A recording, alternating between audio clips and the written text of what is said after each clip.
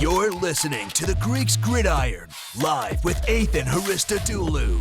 Hello, everybody, and welcome back to the Greeks Gridiron. I am Ethan Hristodoulou, and today is the day I am doing my preview for Super Bowl 57 between the Kansas City Chiefs and the Philadelphia Eagles. It's been a long 2 weeks as we've waited for this game. The excitement is really starting to build. I know I'm looking forward to the game. I hope you are as well. And I want you all to go ahead right now and jump into that comment section before I start diving into everything. Let me know your score prediction. Who do you think is going to win? Give me your thoughts on some of the betting odds. What are some of the keys to the game and things that you'll be looking at as this game unfolds on Sunday? There's a lot to get into, a lot to talk about, and I would love to hear from you all. So make sure you do that before we dive in. But without further ado, let's jump right into things, shall we? We have the Chiefs taking on the Eagles. Both of these teams coming in very hot in very dominating fashion in some ways or others.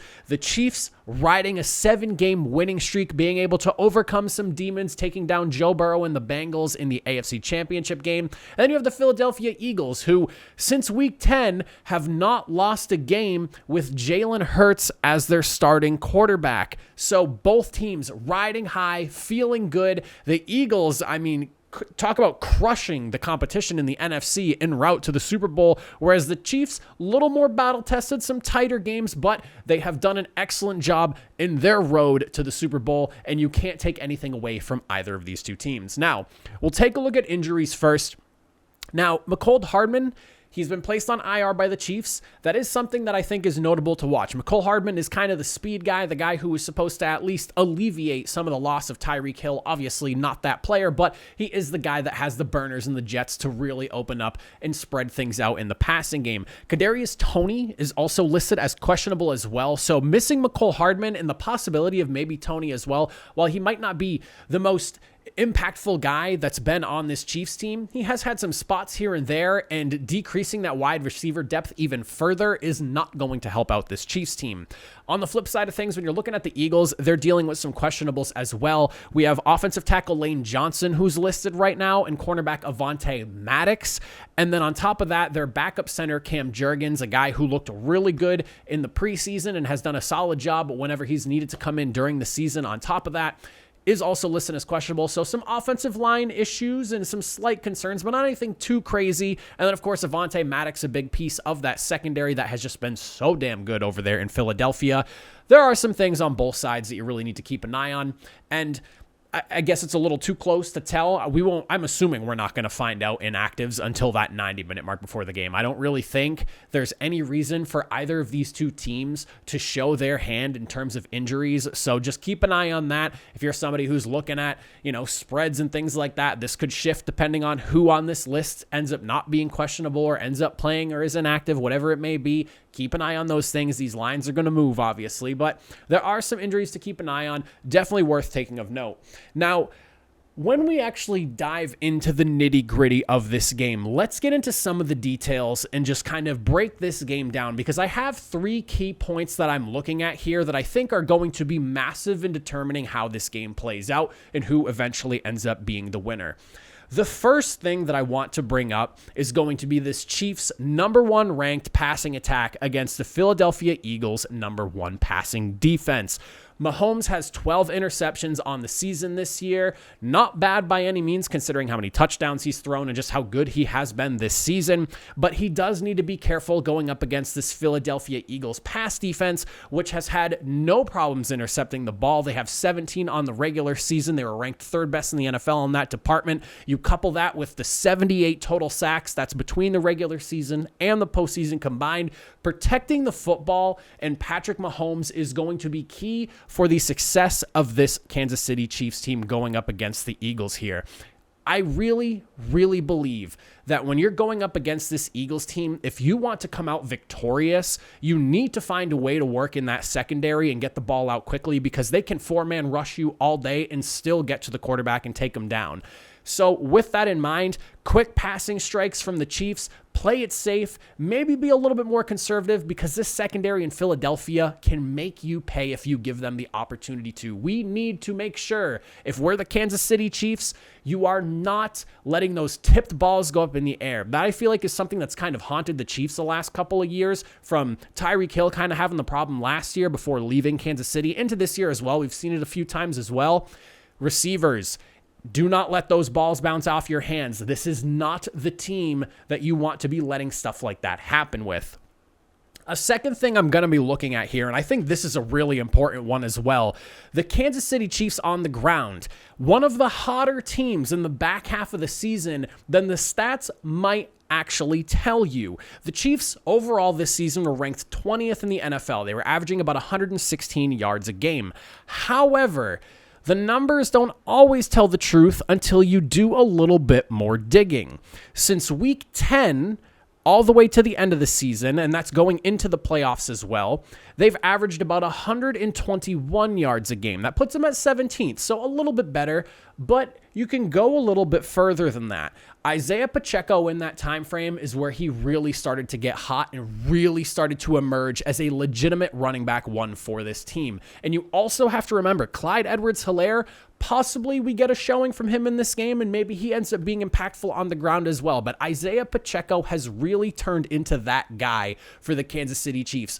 I've been noticing it, I want to say pretty much since he started to take off. I want to say around like weeks 10 to 12 when I was watching those Chiefs games, and even all the way up through the end of this season here. I feel like I've constantly been saying Isaiah Pacheco runs harder than just about anybody I have seen in the NFL this season. It is unbelievable the way this dude runs. He just has so much burst and power in his game. He truly defines, like, I guess almost a 3-down back in a sense. Like, he is that guy if you need him to be, and it's really impressive coming from a rookie.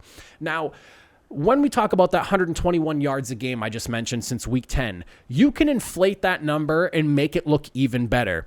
If you drop Denver, Cincinnati, and Seattle from their schedule, you take those 3 games out, that 121 a game jumps all the way up to 145 yards a game. That puts them at 7th in the NFL's in terms of the NFL altogether from top to bottom. That's impressive. And why is it impressive? Because when you look at the teams that they went against that really brought those numbers down in Denver, Cincinnati, and Seattle, well, the Bengals and the Broncos, they're both top 10 run defenses this year. Of course, they're going to slow you down a little bit and have more success against you. It makes total sense. That's some of their specialty when it comes to defending the run.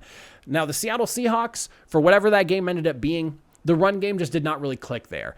Okay, so be it. So you can chalk that up. If you want to throw that in there, the number does dip down a little bit, but that was one of their that was their best of the 3 games in terms of rushing when you want to take out those 3. The Eagles' run D, and the reason I'm bringing all this up, has been about average at best to like maybe slightly above average when things were going really well. They've had a lot of games where they're allowing like 105 plus yards a game. So if you're the Eagles going into this game here, obviously the threat of Patrick Mahomes is there, but you need to be able to slow down this running game, especially if you're really doing well through the air, but, you know, maybe Isaiah Pacheco is hitting you for a consistent 4, maybe 4.5 yards or so per carry. You do not want to go all in on defending that pass, but then come up short and allow the Chiefs to control the football, keep the ball away from your offense, and just ground and pound you into submission. It's one of those things that I think is getting a little bit overlooked because it's Patrick Mahomes and this offense and Travis Kelce, and he's figured it out without Tyreek Hill and all the flash and just conversation surrounding the Chiefs passing game. It is being overlooked, and I definitely think it's something that is worth mentioning. The Eagles cannot overlook the success that the Chiefs have been finding on the ground in the back half of this season since Isaiah Pacheco has emerged as a threat in the running back spot. Keep an eye on that during this game, because if Pacheco starts going off and he's rumbling for, 110, 20, 30 yards in that game, it could pose a serious problem for the Eagles. The third thing that I want to bring up here is the conversion battle between these two teams. This one, I think, is really going to kind of determine how things play out. And it typically always does because it's important. But not just because third down and winning third down is key to extending drives. And obviously the team that typically, for the most part, not always, but for the most part, the team that's winning the third down battle is typically coming out the victor. They're controlling the ball. They're moving the chains. They're typically holding on to the ball longer, playing the keep away and putting up points on the board, or at least getting themselves in a position to put up those points. Typically, you're winning third down. You're winning games. However, when you really look at the numbers, we're talking fourth down. Both of these teams very successful when it comes to those gutsy fourth down calls. The Eagles are fourth best in the NFL when it comes to fourth downs, as they are with third down as well. The Chiefs, second best in the NFL in terms of converting those fourth downs. Same with their third down conversions as well. This will come into a play, and this has come into play for the Philadelphia Eagles in a lot of their games this year.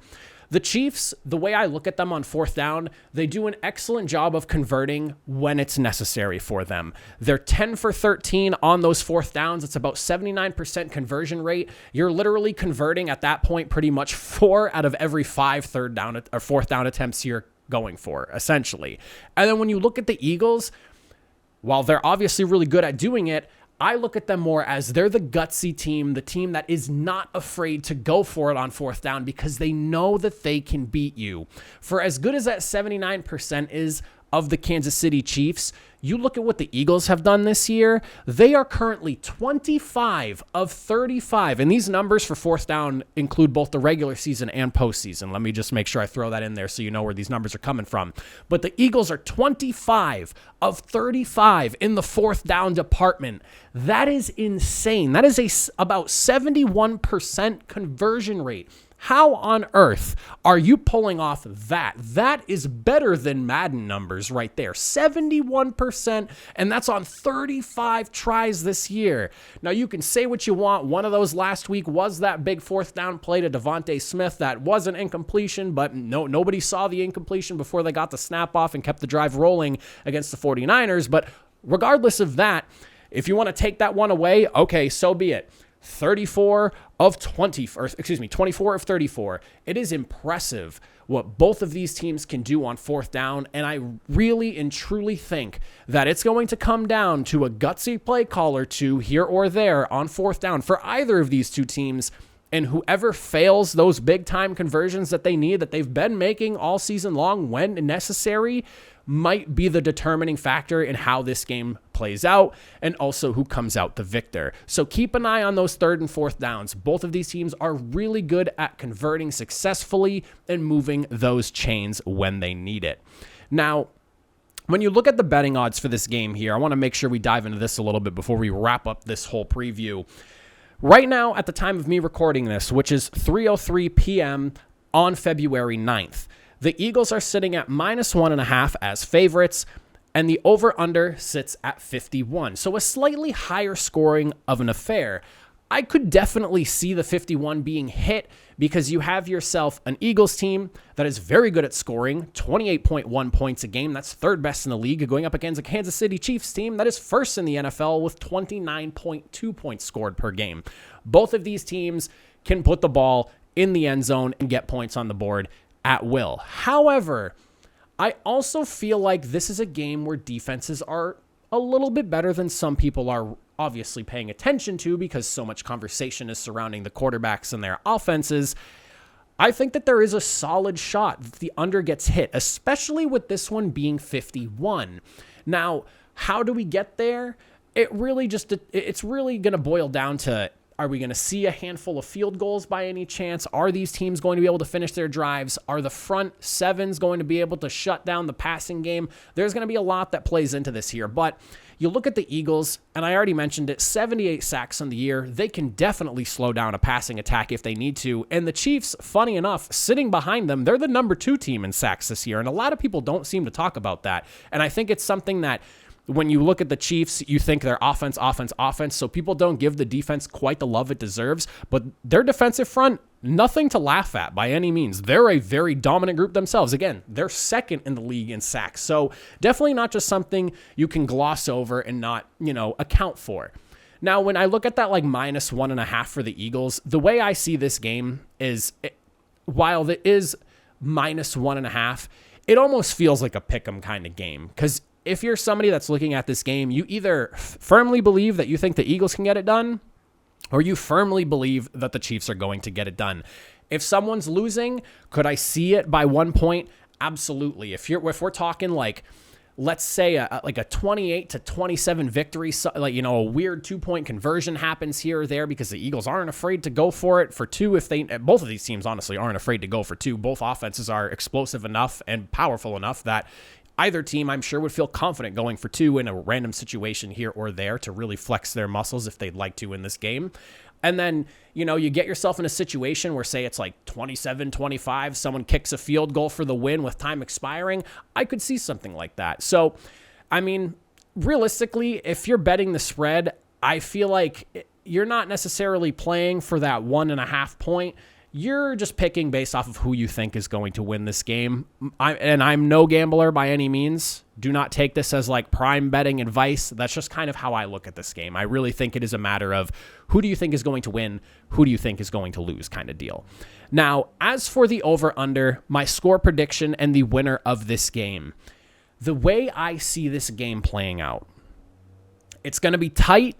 I think the defenses might show up a little bit more than some people have thought or expect to, just because, again, there's so much conversation around these two offenses here, but you cannot ignore what both of these teams' defenses have done. The Eagles are definitely a more threatening unit, I would say, overall, just because of how great their secondary is. There's just veterans all over the place. You have really good guys in that backfield, and then, again, the four-man rush is incredible for them. They can still get after the quarterback, and they don't have to blitz, and so they can just drop 7, drop 8, hell, if they really needed to.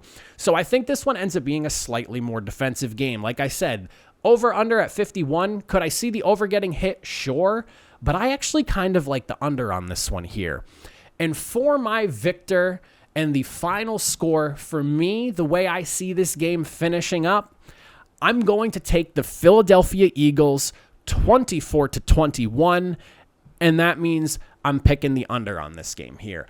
I really feel like the defenses in this game are going to show up and it's going to be a battle. And when I see 24-21, I'm thinking like Eagles have to grind a final drive to get themselves in a field goal position and they're booting one for 3 to take the victory. Heck, maybe it even goes into overtime. We're looking at 21-21 and the Eagles come away with a final field goal to win the game, whatever it may be. But I definitely think this game is close. I don't expect a blowout. You're going to have two really good offenses facing two really good defenses. It's going to come down to who makes those big-time conversions, who can disrupt the quarterback the most, and for the running game, can the Chiefs slow down that insane attack that the Eagles boast? And can the Eagles, whose run D has not necessarily been the most threatening, again, average at best, somewhere around there, maybe slightly above, can they slow down a Kansas City Chiefs rushing attack that has been a little bit hotter than I think it gets credit for? But that's my preview. Those are my picks and predictions. I would love to hear what you all think in the comment section down below. I appreciate you for watching. If you've been watching my picks all year, I thank you so much for joining me each and every single week. We're obviously going to be talking all the way through the offseason. I've got USFL stuff coming out as well. So if you're interested in spring football, I'm covering the USFL on top of the NFL as we roll through the NFL's offseason. So do not go anywhere. Hit the like button, hit the subscribe button, and make sure you continue to tune in. But that is it for me. I will see you all next time. Have a good one.